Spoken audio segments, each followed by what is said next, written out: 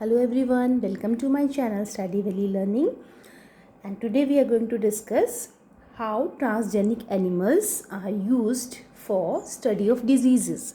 So transgenic animals are those animals which have got a foreign gene in their genome. उनके अंदर एक alien gene होती है and that gene gets expressed also. And let's see कि जब diseases को study करना है तो ट्रांसजेनिक एनिमल्स कैसे हेल्पफुल हो सकते हैं. सो हेयर वी कोई भी डिजीज़ है, वेदर इट्स जेनेटिक डिसऑर्डर और नॉर्मल डिजीज़, तो डिजीज़ में क्या होगा कि उसमें जीन्स कैसे अफेक्ट करती हैं. तो जेनेटिक डिसऑर्डर्स हैं plus other diseases like cardiovascular diseases हैं, ओके, न्यूरोलॉजिकल डिसऑर्डर्स हैं, ओके. ये सभी डिजीज़ेस जो हैं, या इम्यून सिस्टम का रेगुलेशन कैसा है, कैसे डिजीज़ को रेगुलेट करता है इम्यून सिस्टम, ये सब स्टडी करने के लिए साइंटिस्ट ने ट्रांसजेनिक एनिमल्स को यूज़ किया. अगर हमें ये स्टडी करना है कि जेनेटिक डिसऑर्डर, अब ह्यूमन बींग्स में स्टडी करते हैं हम, we study it using pedigree analysis. Pedigree analysis it takes a lot of time, क्योंकि ह्यूमन बींग्स का एक जनरेशन से दूसरी जनरेशन में हमें वही स्टडी करना पड़ता है and it is a very time consuming process. कोई भी एक साइंटिस्ट एक अपनी लाइफ में ज़्यादा ह्यूमन बींग्स की जनरेशन्स को स्टडी नहीं कर सकता. तो ऐसे एनिमल्स, ट्रांसजेनिक एनिमल्स बनाए जाएं जिनमें ह्यूमन बींग की डिजीज़ वाली जीन को डाल दिया जाए और उनका as they are having shorter life spans, तो ज़्यादा जनरेशन्स को स्टडी किया जा सकता है. तो instead of using pedigree analysis, the genetic disorders, their inheritance is studied using transgenic animals. Okay, अब ये तो जेनेटिक डिसऑर्डर्स हो गया, डायरेक्टली जीन्स कंट्रोल कर रही है. But if there are cardiovascular diseases, other neurological या अदर डिजीजेज आर देयर, कोई भी और डिजीज़ है लाइक डायबिटीज़, ओके, उनको स्टडी करना है कि how genes are affecting those diseases. Okay, क्या कोई जीन्स का रोल है और वो रोल क्या है, ये स्टडी करने के लिए क्या किया, वो पर्टिकुलर जीन आइडेंटिफाई करके ट्रांसजेनिक एनिमल बना दिया, एनिमल में डाल दिया. और मोस्टली ट्रांसजेनिक एनिमल्स जो होते हैं वो माइस होते हैं, माइस, देन रैट्स, और डिजीज़ स्टडी करने के लिए ज़ेब्रा फिश को भी यूज़ करते हैं. फ्रूट फ्लाइज भी हो सकते हैं, ठीक है, और मैमल्स हो सकते हैं like pig etcetera. But to study diseases we want those animals which have shorter life spans, so that scientist can study more generations of transgenic animals. Okay, और फिर वो अपने रिजल्ट्स एस्टैब्लिश कर सकें, उसके बेसिस पे किसी कंक्लूजन पे पहुंच सकें. So what do the scientist do, they study one gene at a time. Okay, वो क्या करेंगे, क्योंकि ह्यूमन बींग्स का जेनेटिक कॉन्स्टिट्यूशन काफ़ी कॉम्प्लेक्स है, कई जीन्स एक दूसरे के साथ इंटरेक्ट कर रही होती हैं. इट्स नॉट लाइक कि बिल्कुल सिंपल चल रहा है, सिर्फ रिसेसिव और डोमिनेंट. तो one gene at a time scientist have studied, और वो क्या करेंगे, ट्रांसजेनिक एनिमल बनाएंगे एट अ टाइम, एक जीन को यूज़ करके, और उसका इफेक्ट स्टडी कर लेंगे. ओके, तो वो पर्टिकुलर एग्जैक्ट पता चल जाएगा कि this particular gene is making, say gene A, this particular gene is giving this particular effect. Okay, तो ये स्टडी कर सकते हैं. तो genetic disorders as well as other communicable and non communicable diseases, actually non communicable ones, कि कैसे jeans उनको affect करती हैं, वो स्टडी कर सकते हैं हम.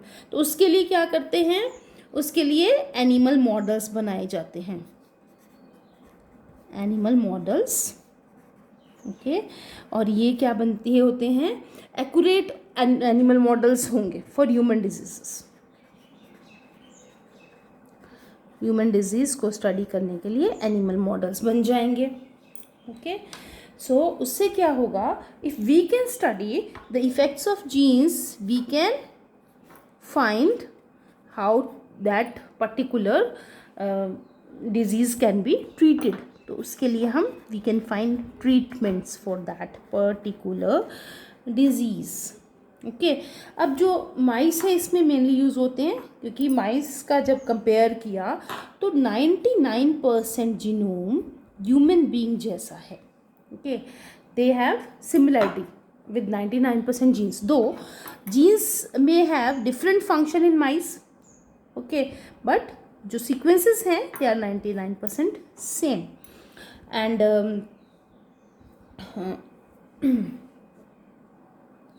इसमें क्या होगा, like we have diseases as cystic fibrosis. ठीक है. सिस्टिक फाइब्रोसिस में मेनली क्या होता है कि लंग्स में बहुत थिक म्यूकस बन जाता है और पैनक्रियास के अंदर सिस्ट बन जाते हैं. That's why the name cystic fibrosis.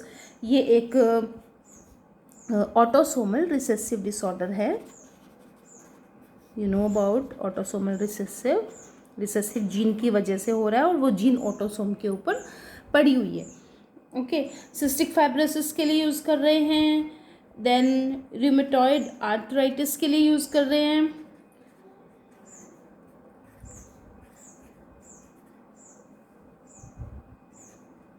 Okay. You know painful condition of joints. And one more which is given in your book, Alzheimer's disease जो है वो न्यूरो डिजेनरेटिव डिजीज़ है. ठीक है. न्यूरॉन्स का न्यूरो डिजेनरेटिव डिजीज़ है. ठीक है. न्यूरोलॉजिकल कंडीशन है ये. तो ये है, ये पेनफुल जॉइंट्स की कंडीशन है. You have heard that it is an autoimmune disease where the immune system is attacking its own cells. joint के cells को अटैक कर रहा है. तो जो ये डिज़ीज़ है इसको हम स्टडी करेंगे कि why the immune system is acting in a certain way. okay, which genes are controlling it, is it inheritable. Okay. उसको स्टडी करने के लिए ह्यूमन की जीन को डाला जाएगा, one gene at a time, कि पर्टिकुलर क्या ये डिजीज़ किसी एक जीन से हो रही है और more than one gene is involved. Okay. और ऐसे ही जो अदर डिजीज़ हैं like cancer is there. Okay. Tumours कैसे बन रहे हैं किसी पर्टिकुलर पर्सन में, किसी पर्टिकुलर फैमिली में कैंसर अगर है तो how is it being controlled by genes. कोई भी डिजीज़ है, इवन कार्डियोवैस्कुलर डिजीज़ भी, कि what role genes are playing in that particular disease. Okay.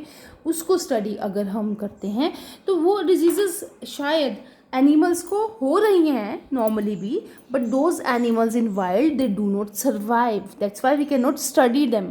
तो क्या करते हैं हम, डेलिबरेटली पर्टिकुलर जीन्स को आइडेंटिफाई करते हैं, एनिमल के अंदर डालते हैं, एनिमल उस जीन को एक्सप्रेस करता है और दिखाता है कि उसके अंदर क्या सिम्टम्स आ रहे हैं, क्या डिजीज़ हो रही है उसको. ओके. तो उससे पता चल जाता है कि ये पर्टिकुलर जीन है which is responsible for these particular conditions. Okay. उससे क्या फ़ायदा होगा कि उसको किसी फैमिली में रन कर रहा है तो if that is a genetic disorder, gene therapy करवाया जा सकता है. Okay. For the next generation.